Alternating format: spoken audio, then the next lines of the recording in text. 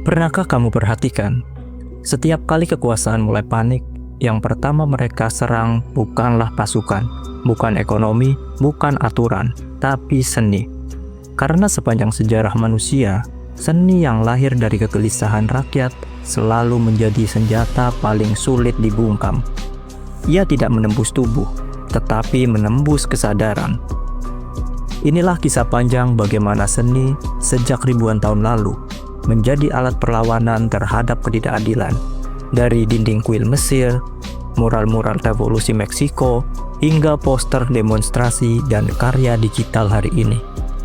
Seni bukan hanya produk estetika. Seni adalah bahasa politik yang mampu menembus batas kelas, bahasa, dan bahkan sensor. Dan sepanjang sejarah, seni adalah ruang di mana rakyat menemukan suara mereka ketika saluran resmi ditutup. Sejak abad ke-19, ketika revolusi industri menciptakan jurang besar antara pemilik modal dan pekerja, seni mulai berbicara untuk mereka yang hidup di bawah sistem yang tidak adil. Di kota-kota Eropa, poster, pamflet, dan ilustrasi satir menjadi surat kabar jalanan yang mengkritik eksploitasi buruh. Sastrawan dan dramawan menghadirkan tokoh-tokoh miskin dan tertindas bukan sebagai objek hiburan, tetapi sebagai subjek politik. Di Meksiko, muralisme menjadi gerakan besar yang menjadikan dinding kota sebagai ruang pendidikan publik. Diego Rivera dan David Siqueiros melukis sejarah penindasan, perlawanan, dan harapan rakyat dalam ukuran raksasa. Tidak bisa disembunyikan, tidak bisa disensor.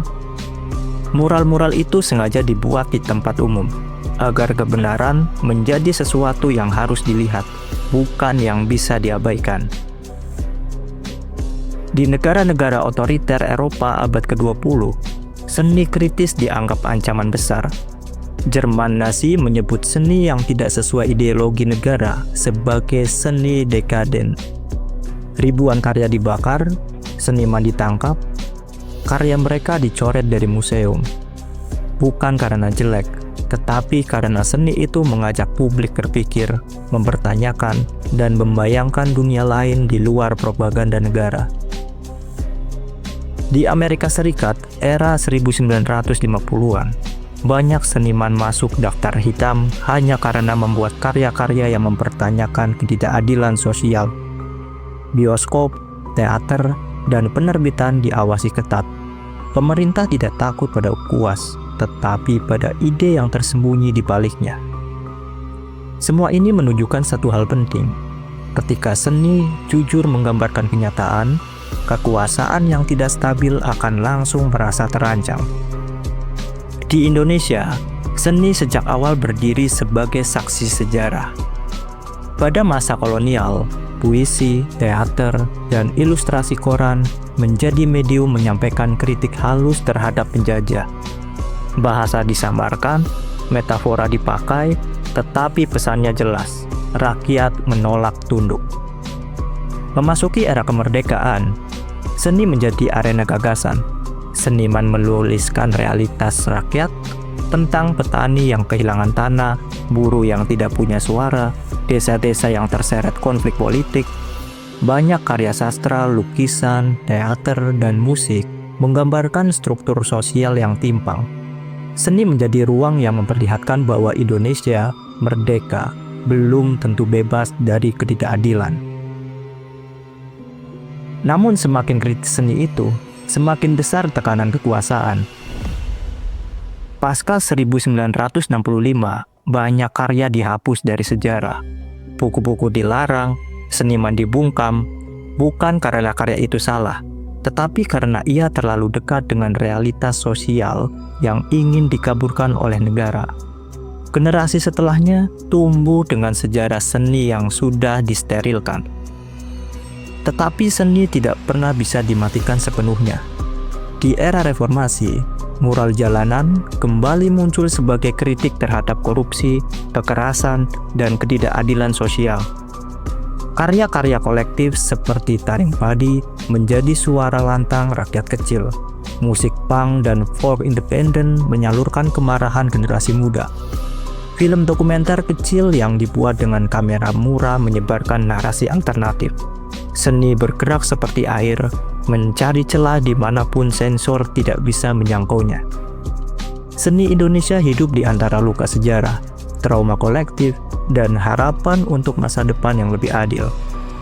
Itulah yang membuatnya terasa kuat, jujur, dan seringkali lebih berbahaya bagi kekuasaan dibandingkan protes yang keras sekalipun. Secara teori budaya, seni disebut sebagai arena hegemonik, tempat di mana kekuasaan dan rakyat berebut narasi. Antonio Gramsci menjelaskan bahwa kendali terbesar bukan berasal dari senjata, tetapi dari kemampuan mengendalikan imajinasi masyarakat. Siapa yang mengontrol cerita, mengontrol masyarakat. Maka, seni yang membongkar struktur ketidakadilan dianggap ancaman. Karena ia membuka ruang imajinasi baru. Dunia tidak harus seperti ini. Dari perspektif psikologi sosial, seni melawan karena membangun identitas kolektif. Orang yang sendirian tidak berani bersuara, tetapi ketika mereka melihat seni yang mewakili pengalaman mereka sadar bahwa penderitaan mereka bukan kasus individual, tetapi struktural. Lalu mengguncang narasi dominan. Seni memperlihatkan sisi dunia yang sengaja disembunyikan oleh kekuasaan dan memberi makna pada luka sosial. Penderitaan yang tidak punya bahasa akan membusuk. Seni memberi bahasa itu. Dari perspektif filsafat politik, seni mengganggu ilusi stabilitas yang dibangun oleh kekuasaan. Nietzsche menyebut ini sebagai perebutan makna. Foucault menyebutnya sebagai pertarungan pengetahuan dan wacana. Seni mengganggu karena ia merebut kembali hak rakyat untuk menafsirkan realitas. Era digital, seni perlawanan bentuk baru. Ketika media sosial muncul, seni yang dulu hidup di tembok-tembok kota kini berpindah ke layar. Poster digital, ilustrasi satir, video pendek, dokumenter amatir, sampai meme politik menjadi bentuk baru seni perlawanan. Lebih cepat, lebih cair, lebih sulit dikontrol. Karya-karya ini tidak lagi membutuhkan galeri, kurator, atau izin. Ia menyebar viral, ia menjadi bagian dari percakapan publik. Dan algoritma, meskipun penuh manipulasi, tetap tidak bisa sepenuhnya menghentikan kreativitas yang lahir dari keresahan rakyat. Seni digital Indonesia saat ini adalah salah satu ruang paling bebas tempat masyarakat bisa mengkritik tanpa harus punya panggung besar. Justru di era ini, seni kembali ke akar yang paling murni, sebagai suara kecil yang menembus keramaian. Sejarah panjang dunia membuktikan satu hal sederhana. Ketika ketidakadilan muncul, seni tidak pernah diam. Ia muncul dalam bentuk lukisan, patung, poster, puisi, mural, teater, musik, film, hingga meme yang terlihat sederhana. Tetapi setiap karya menyimpan satu pesan yang sama. Rakyat melihat, rakyat mengingat, rakyat menolak diam. Dan selama seni terus menjadi cermin, peringatan, dan harapan, kekuasaan apapun tidak akan pernah merasa benar-benar aman. Karena seni bukan hanya soal indah atau tidak indah.